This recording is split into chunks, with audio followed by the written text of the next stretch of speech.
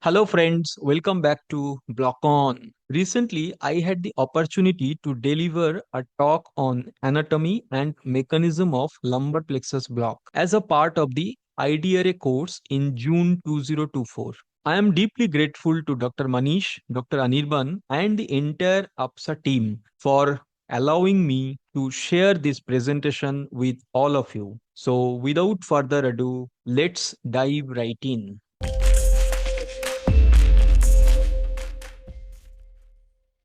For the next 20 minutes, we will try to understand the basic anatomy of the lumbar plexus and the mechanism, how it works, anatomical considerations for the failures or the sparing, as well as the complications. Lumbar plexus is formed by ventral primary rami of L1 to L3, and a major contribution comes from the L4 spinal nerves. So when the T12 contributes to the plexus, it is known as the prefixed, and when L5 contributes, it is known as the postfixed. So how to draw this? Just look at the screen. I have written 2 minus 1 plus 1 rule. All the branches except the major two branches, I will come to that later, are formed by the two nerve roots. In the subsequent nerve roots, we will subtract one nerve root and add one nerve root. Let's see how it works. First one, a tweak from the T12 with the L1 forms the iliohypogastric nerve and the ilioinguinal nerve. You can remember it like H comes before the I, or the gastric comes before the inguinal region. So now it's time to minus 1 and plus 1. So remove the T12 and add the L2. So what happens? L1, L2 forms the genitofemoral nerve with the genital and the femoral branches. Now again the minus 1 plus 1, L2, L3 forms the lateral femoral cutaneous nerve. Again the minus 1 plus 1, that is L3, L4 forms the accessory obturator nerve. L4 and L5 in the same way, minus 1 plus 1, it goes to formation of the lumbosacral trunk. Two major branches left out. That is, one is the femoral nerve and another was the obturator nerve. Both of them are coming from the L2, L3, L4. Okay. Now, out of all these six branches, the femoral and the ellipsian, these two nerves are coming from the posterior divisions. Rest all the branches are coming from the anterior divisions of the ventral primary rami of the respective nerve root. Regarding the myotome and the osteotomal part, that have already been discussed and will be discussed today also with individual branches of the lumbar plexus. So I'm not going into the detail and wasting time. There is an important point I want to share. In hip surgery cases, the upper part of the incision, it is frequently not covered with the lumbar plexus block because proximal branches, that is the iliohypogastric, ilioinguinal, those branches are supplies the lower abdominal area, and it almost 70% cases it's get blocked, rest it is getting spared. If the incisional area comes under this part of the dermatome, in that case, even if you have given a wonderful lumbar plexus and sacral plexus block for hip surgeries, the patient will complain of pain the moment surgeon makes the incision. How to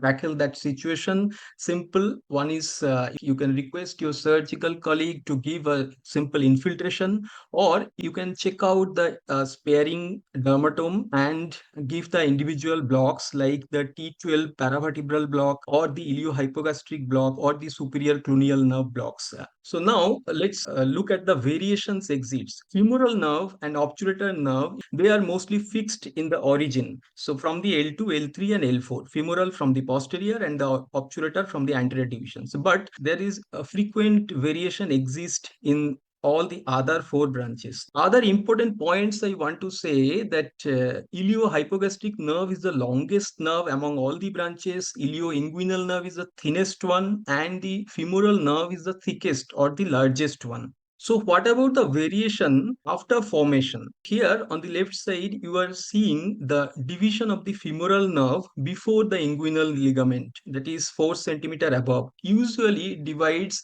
within 4 centimeter after continuing into the thigh, that is below the inguinal ligament. Here on the right side, you are seeing the psoas major muscle as well as the accessory slip from the iliacus muscle splits the femoral nerve after the formation. On the left side, you are seeing in 10% cases, ellipsian is arising from the femoral nerve itself. And on the right side, almost in 30% cases, there is presence of accessory ellipsian. In such cases, the accessory ellipsian supplies the superior anterior part of the thigh below the inguinal ligament. These are the variations after exiting the pelvis and entering into the thigh. There are almost 6 to 7 types of variation exist depending on the location of the nerve with respect to the inguinal ligament and the sartorius muscle. So there is an interesting point about the obturator nerve. Although the femoral and the elliptian nerves, they are lying in the same compartment, but obturator nerve is separated by a muscular fold and remains in the different compartment from the other two nerves. That is why whenever we are doing a lumbar plexus block, we always seek for the femoral response, that is the quadriceps response or the dancing patella. If you consider the obturator nerve response as the endpoint and deposit the drug, that local anesthetic may not spread towards the other two major components. And when we assess the obturator nerve block, that are not reliable because more than 50% cases, obturator nerve does not supply the medial side of the thigh. In such cases, the medial cutaneous nerve from the femoral nerve supplies that area. And if you look at the neural supply of the adductor muscles, the adductor magnus muscle is also supplied by the sciatic nerve. The sensory as well as the motor component of the obturator nerve assessment is not reliable. For these two reasons, we don't accept the obturator nerve response. We always look for the femoral nerve response. On the left side, you are seeing a paired ilioinguinal nerve, and another interesting point is the Furcal nerve. Means the forked. It is an abnormal link between the lumbar and the sacral plexus. Usually, the lumbosacral trunk is the link, but along with that, in addition, there is a separate link. Furcal nerve is a spinal nerve, usually arises from the L4 in more than 90% cases, sometimes from the L3. It has its own rootlets, dorsal root ganglia, and it also communicates with the femoral nerve, with the obturator nerve. And clinically, it is important in chronic pain patients where it is the main culprit for atypical presentation of the sciatica or the radiculopathy, where there is a mismatch between the clinical presentation and the image findings, which ultimately creates a dilemma for diagnosis for the physicians or the surgeons. Now, what happens after formation of the plexus? From the intervertebral foramina, the primary rami, they are coming out and they are taking a steep caudal course. Instead of going into the same plane, they are taking a steep caudal course. Ultimately, after the formation, it takes a shape of the triangle, where at the base of the triangle, there is more density of the lumbar neural elements. And on the left side picture, you are seeing the branches from the plexus spread out in a fan-shaped manner after the formation, where the obturator is traveling on the posteromedial aspect, the most medial part, and femoral and the elliptian on the lateral side, and the genitofemoral on the anterior aspect of the psoas major muscle. The other branches, iliohypogastric or the ilioinguinal, they are on the extreme lateral side. This picture is very, very important for the understanding of the lumbar plexus sonoanatomy. If we take a cross section just below the transverse process of the L4, we will be able to visualize the lamina, the articular process, the intervertebral foramen, and the lumbar neural elements are coming out, the primary rami, and the nerve roots are lying in the lumbar paravertebral space. On the lateral side, far away from the lumbar paravertebral space, what element you are seeing, it is from the one space above. As I have mentioned, it is taking a steep caudal course. So at the lumbar paravertebral area, you are seeing the L4 nerve roots, whereas in the psoas compartment between the fleshy anterior part of the psoas major and the membranous posterior part of the psoas major,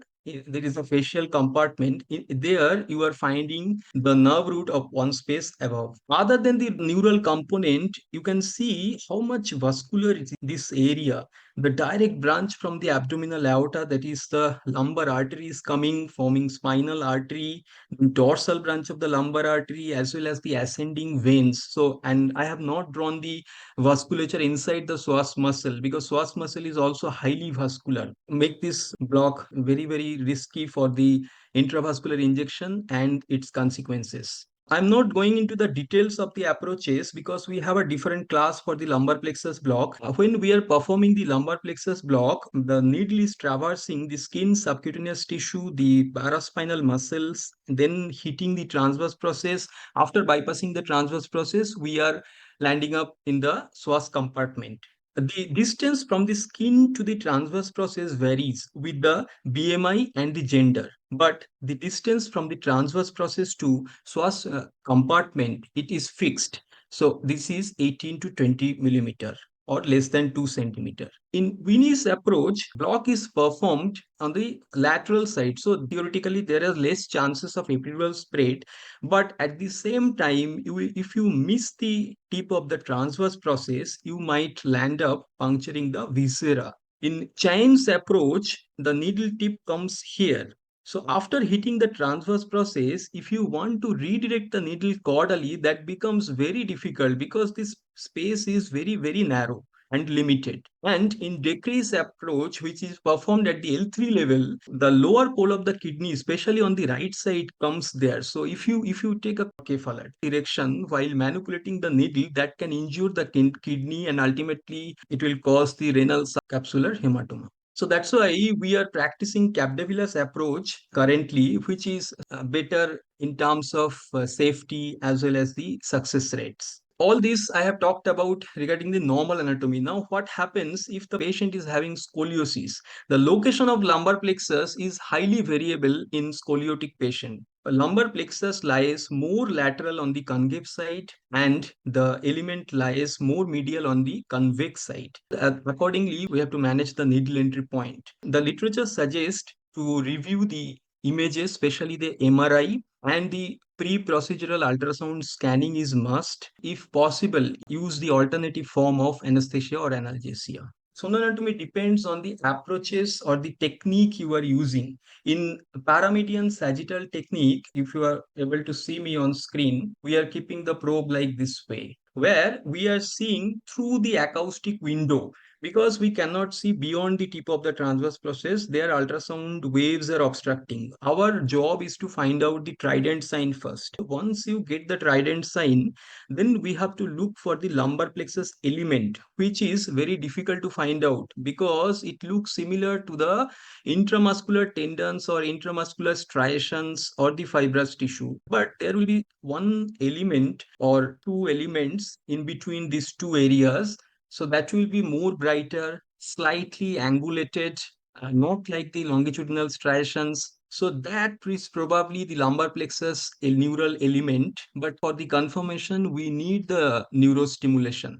And as you scan upwards or in cephalad direction, you will be able to visualize the kidney moving with the respiration at L3. Sometimes kidney can comes up to L4. So in paramedian transverse oblique scan, there are two possibilities. One is either you are placing the probe over the transverse process or you are placing the probe in between two transverse processes. This is the intertransverse space. So here, the articular process comes. So that is why it is known as the paramedian transverse oblique scan, intertransverse space or articular process view. Here, if we keep the probe like this way, on screen, you are able to see from posterior to anterior the spinous process, the lamina, then the articular process, then the intervertebral foramen, then the vertebral body. On the ultrasound, you will be able to visualize this. This is the lamina, articular process, intervertebral foramen, vertebral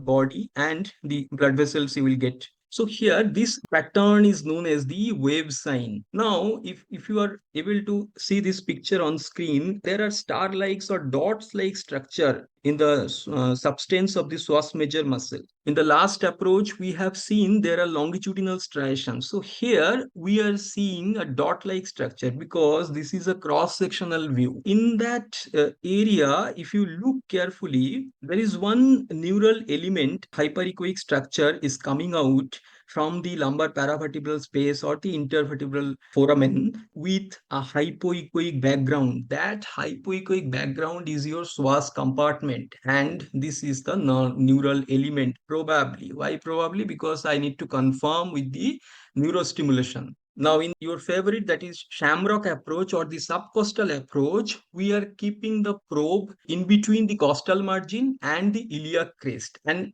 we are trying to visualize the tip of the transverse process, the body, the psoas major muscle anterior to it. You have been using this view for the quadratus lumborum block, some people for the erectus spinae block, for the transversalis fascia plane block. You can remember any of the pattern if you want. One is the thumbs up sign. The thumb is formed by the transverse process and the vertebral body is formed by the knuckles. And the bunny head sign, the ears are formed by the transverse process, and the face and nose are formed by the major vessels and the vertebral body. So depending on the side which you are visualizing, there might be presence of IVC on the right side, and there will be presence of abdominal aorta on the left side. Now, this is the psoas major muscle. Within the substance of the psoas major muscle, we have to look for the lumbar plexus. Now, through the transverse process, you cannot pass through the needle here. So, for that reason, we need to get a intertransverse view. You need to just tilt the probe caudally or cephalad. As you can see here, I have already drawn the landmark for the PNS guided block. So you are seeing the PNS guided needle entry point is much lower or the caudal than what we are seeing on the ultrasound. So be careful. That is one of the reason why we tilt the probe always caudally and try to visualize the element in the next level. Now, who would not like to see a magic trick? Just see the video, both the videos. As you are seeing here, with the increase in gain, there will be no difference between the lumbar plexus element and the intramuscular fibers or the striation. As we decrease down the gain, as you can see, lumbar plexus is becoming prominent in both the videos. So that is one of the technique where you can visualize the lumbar plexus element if you are not able to differentiate between the intramuscular fibers and the lumbar plexus element. This is the zoomed view of the same pictures. Lumbar plexus element or the nerve roots, these are coming out and traveling through the substance of the psoas major muscle. You can also visualize the dark color or the hypoechoic surroundings, that is the psoas compartment. Probably the psoas compartment is connected to the lumbar paravertebral space and as well as the epidural space. So, what do you think? Shall we perform the block now? Because we are seeing a wonderful neural element within the substance of the psoas major muscle. We will not perform the lumbar plexus at this point. Next, we have one more step left. So, switch on the color Doppler. As you can see here, how much vascular is the area. Psoas compartment, the psoas muscle, as well as the proposed needle trajectory you have to scan. And as you can see, the dorsal branch of the lumbar artery, the spinal artery at the paravertebral space. So all these are, I mean, making it more prone for vascular injury and the intravascular injections, and ultimately it will create the psoas hematoma and the lumbar plexopathy later. For this reason, I always keep the extension tubing, the connection is open to here, so that whenever I enter into the vascular structure, it will automatically come out, because some of the small vessels, they get collapsed when you aspirate and you will never get a positive blood flow. So if you keep it open, it will automatically come out. And even if you are inside the dural sleeve, the CSF also will come out. And also, I will request you to add the adrenaline containing solution for early detection of the intravascular injection. Whatever we have talked about, and in the literature also, mostly they are the anatomy from the pediatric age group or from the young adult group. But in reality, you will get patient with serious systemic conditions from the elderly group, more than 60 or more than 80 years old,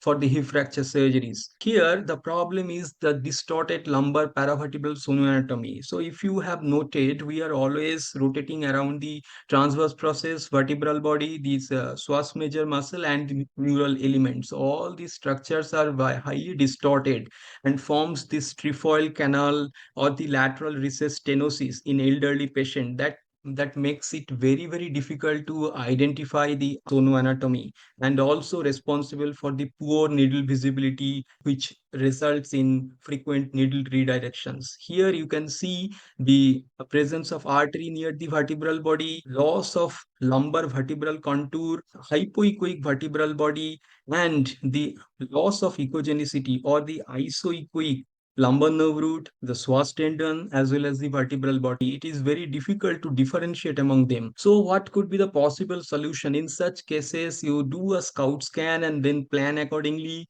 The Shamrock view and the paramedian transverse oblique scan is better compared to the paramedian sagittal, because it gives a broader view, and you can measure the depth with the US from the skin to the transverse process and the transverse process to the probable neural element, and then act accordingly.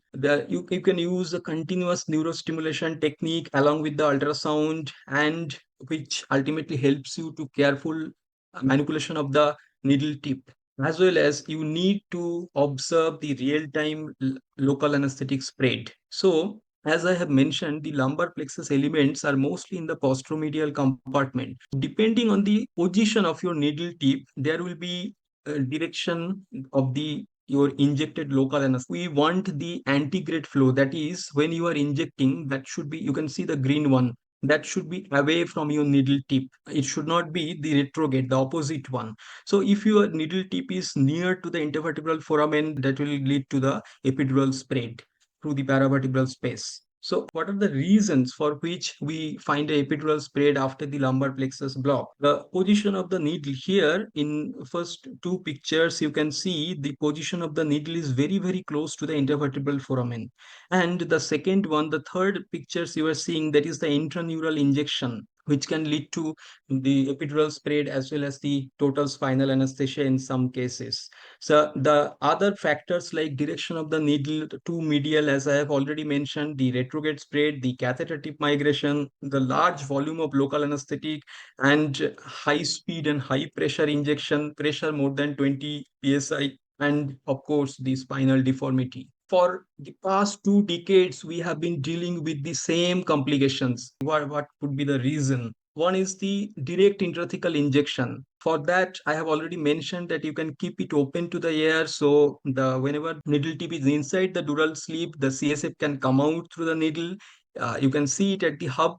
The second one, the reason is the extension of the dural cuff. Is some, as you can see, these dura matter sometimes extend up to the neural element or the lumbar nerve roots, which ultimately will be punctured by the needle. And if you deposit the drug, there will be total spinal. And the third one is the new intraneural injection of the LA. So that is the reason why we don't go beyond the zero point 0.4 to zero point 0.6 milliamps current. So we should not seek for the response below this. As you can see on the video, more than zero point 0.4 only we are getting the response. So at this time you can deposit the drug. Another block where you need to follow this, that is the interscalene block, the block which are close to the neuraxis, the interscalene and the lumbar plexus block. For these two block, we don't accept below the zero point 0.4. To conclude, it is an advanced skill level block, but don't worry, continuously practice screening and cognitively train your brain with the sonoanatomy. For that, you need the pediatric as well as the young adult patient. So after that, you can go with the old age patients. The lumbar paravertebral region is highly vascular. The echo intensity of the skeletal muscle is significantly increased in elderly, as I have shown, as well as in obese patients. Stimulation at current, as I have already mentioned. And the last point is very, very important. I get many calls from different parts of my country from my colleagues that, sir, we have a patient with this high risk ASA 3 or 4 patients, sir. We want to do the lumbar plexus and do the hip surgery. Can I do? I have seen your videos. It doesn't work like that way. I ask only one question, that is, have you done the lumbar plexus block before? Usually I get the answer no.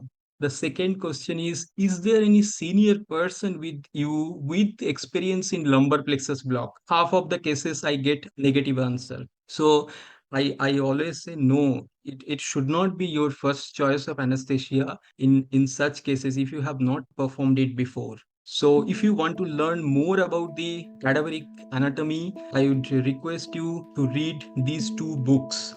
Both are available on the Amazon, and you can ask your questions in the chat box. I would be happy to answer. Thank you for your patient listening.